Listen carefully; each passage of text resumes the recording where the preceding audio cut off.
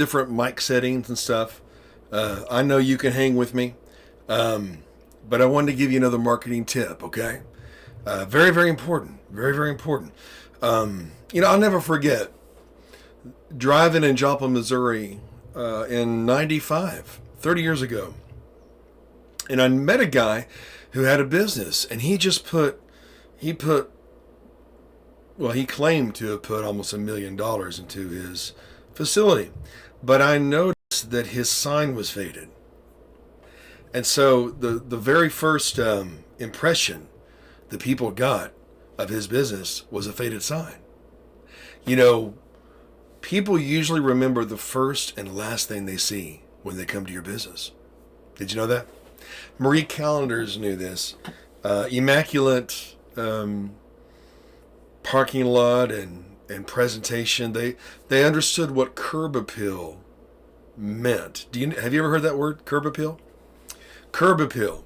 When I was marketing property management, I learned really well about curb appeal and the experience of driving to, pulling into the parking lot of your business.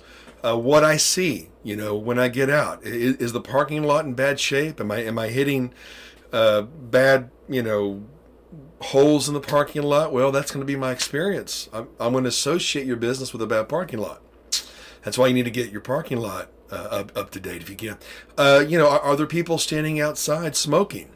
No shame, no blame if you smoke, but if you see that, if that's your first impression going into that business, that's going to affect your business image, right?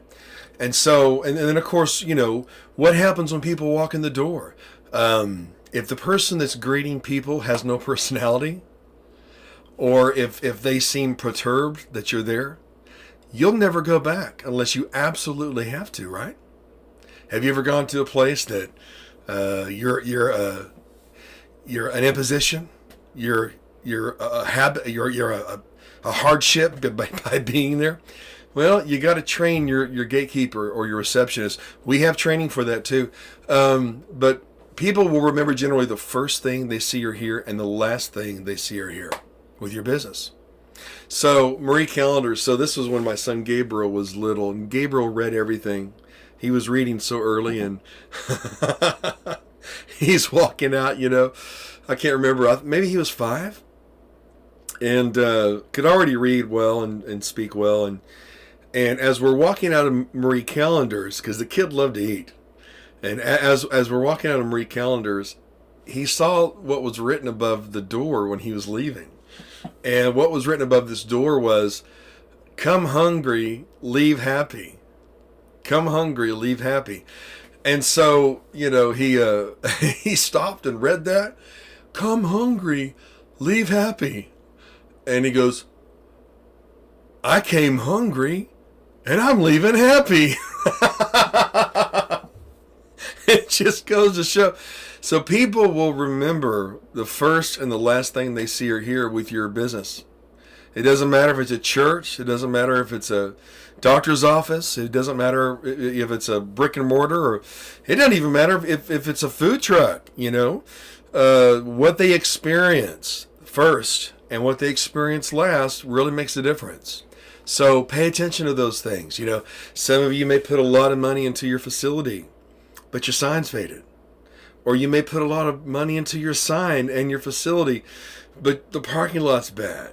Or you might put a lot of money into the parking lot and the sign and the facility, and the person you have as the first point of contact is just deadpan.